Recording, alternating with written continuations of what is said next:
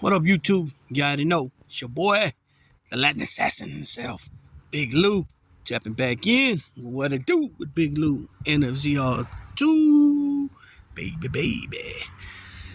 So, as you can see, I'm out here in the middle of nowhere. I brought these two out here so they can run around a little bit. Get out of there. Hey, leave that alone. I brought these two out here so they can pretty much run free. You know, I'm in a dead end, so I don't have to worry about no cars, nothing like that. But I got a few minutes, so I'm going to go ahead and drop this little video. And then in about an hour, I'll be dropping the second video. I got about 3 or 4 lined up for today. I hadn't been feeling good in the last couple of days, as you guys heard from my last video, which I did about close to midnight a few nights ago, and I got worse. And yesterday I felt terrible. I missed out on an important event. My daughter... But I just wasn't feeling good, and I felt real weak, and I was coughing up stuff and constantly having to blow my nose running, and I just didn't feel like being, I didn't feel that was a good, good to be around people feeling like that. But I'm glad it turned out to be a good event from my understanding. I haven't spoke to her, but a cousin of mine went where, we have the other 4 bulls at Talkn, Big Maybelline, Sombra, and Big Red. So we got good news yesterday. Talkn and Sombra locked up, so all goes well. They got stuck again last night, a second time this morning. Early this morning.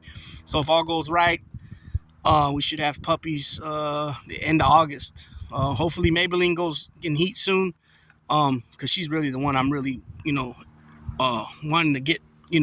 She's the one that everybody's wanting to have puppies. But with that being said, this video is not going to be very long because there's really not much to say about what's up here. So as you can tell from the thumbnail, well, you can see 2 individuals in the thumbnail. If you guys are not aware of who they are, the guy on the left is Anthony, aka Hootie Russo.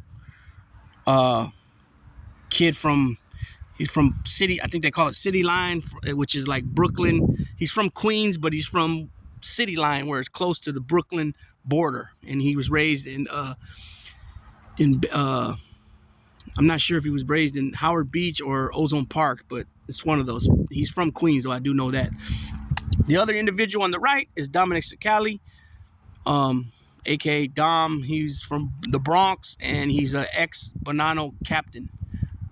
Towards the end of his reign on the street, he was a captain, but he was pretty, according to his story, what he says, he was pretty much the number 2 guy on the street.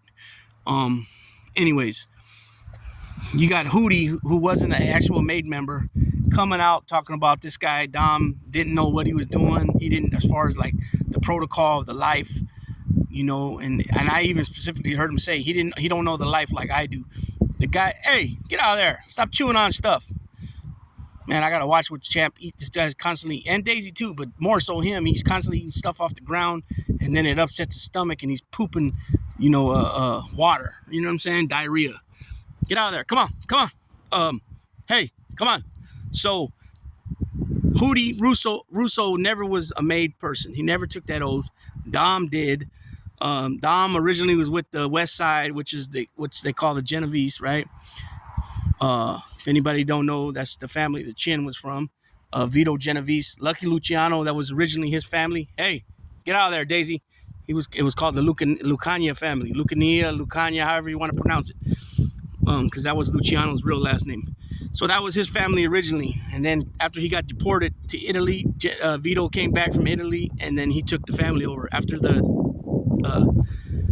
assassination attempt on Frank Costello, who was actually the official boss of the family while Lucky was deported, and then Vito was on the run for questioning in another murder. Once he came back to New York, he said, by rights, I was the underboss when I left. By rights, Lucky Luciano's no more here. Therefore, I should be the boss. And he did. He made his move, and Frank Costello ended up retiring. So anyways, he originally was with them, not as a Maid member, but as an associate under a captain. He was on record with this captain, Big Ernie, right? He was locked up, met Anthony, Bruno, and Delicato in the joint. And if you guys remember, Bruno was the son of Sonny Red. If you guys remember the movie Donnie Brasco, he was the son of Sonny Red. Sonny Red, along with Big Dominic Chinchera and Phil Lucky Giacone, were the three captains that were killed in May of 1981.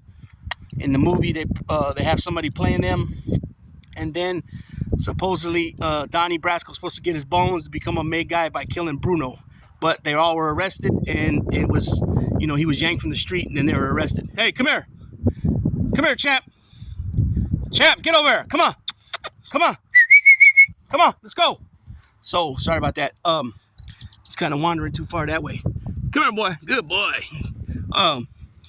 So this guy's constantly he's saying things. He's saying no disrespect to Dominic, but Dominic wasn't this, Dominic wasn't that, Dominic wasn't this. The funny part about it is, and then this dude claims that he had sit-downs with bosses and other captains of other families. He claims that he sat down with Vinny Asaro, who was a high-ranking captain, or not, I shouldn't say a high-ranking captain. He was a powerful captain from Queens. He said that he sat down with Vinny Basciano of the Bronx a couple of times, who was a Bonanno guy. He says, he ran around with Ronnie Truccio, one-armed Ronnie, who was a captain, and then his son, Alphonse, who was the acting captain. And he makes claims that he had all these different sit-downs with different high place officials from different borgatas from New York City.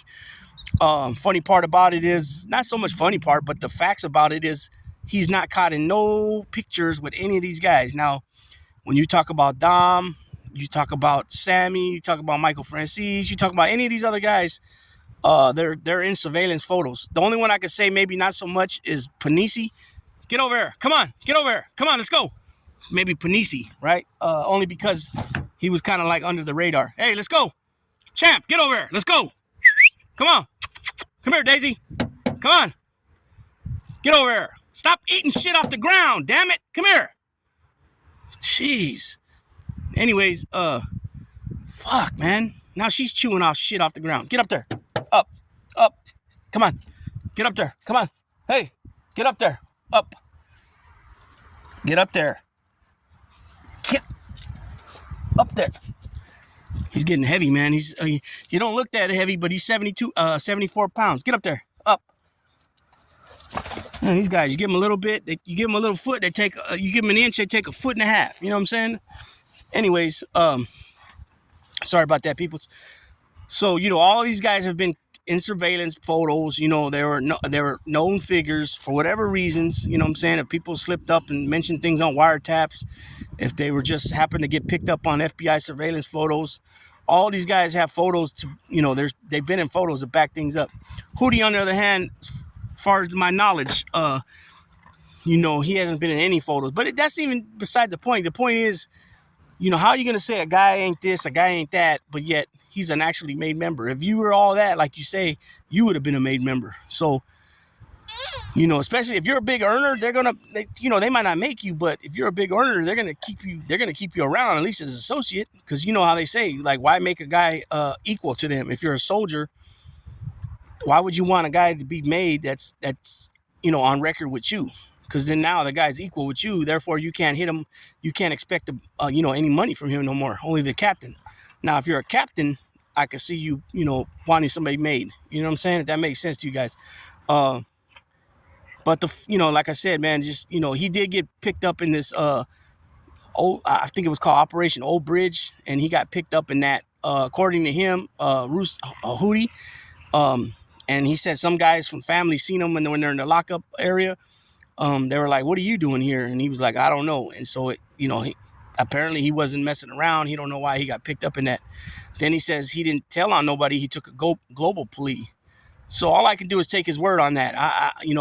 As far as I know, he just took a global plea and he didn't tell on nobody. But then you got another two content creators from one channel that say that he told on his brother-in-law. So I'm not sure about all that. According to Hootie, his brother-in-law, I don't know if it's the same brother-in-law, kind of told on him. He was on parole in the house, and when they came, they were like, they found out dude was on parole, so that gave him access to search. And when they asked some question, the brother-in-law supposedly said it was Hootie's, or Hootie's upstairs hiding, or something like that. I heard Hootie say this. I don't remember exactly if the brother-in-law said he was outside, if he told him where he was hiding at in the house. after he ran, because I think he ran and jumped the fence or something like that, and he was in the neighbor's yard, and he put whatever bag he got in that neighbor's yard, something like that.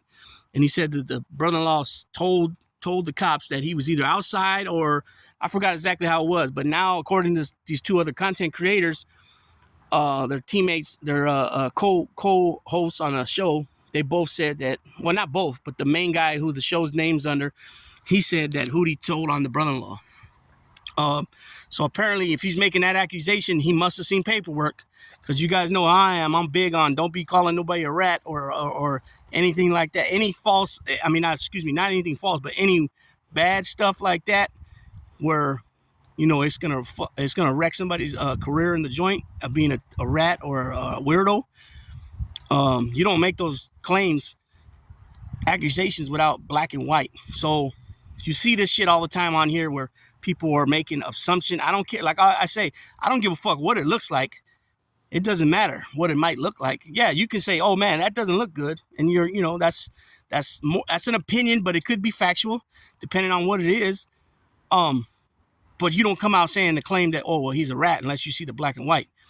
And a lot of these people, I trip out on a lot of these people, man, that where they're making these shows, and I hear a couple of them say, "Oh yeah, we're against ratting," but it's like, who are you and what have you done to be even making claims like that?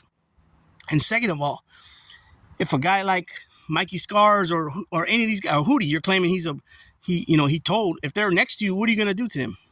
You're not gonna do nothing to him. So therefore, you shouldn't even be making no claims about I don't like rats and I don't like people to tell, because you ain't gonna do nothing to him.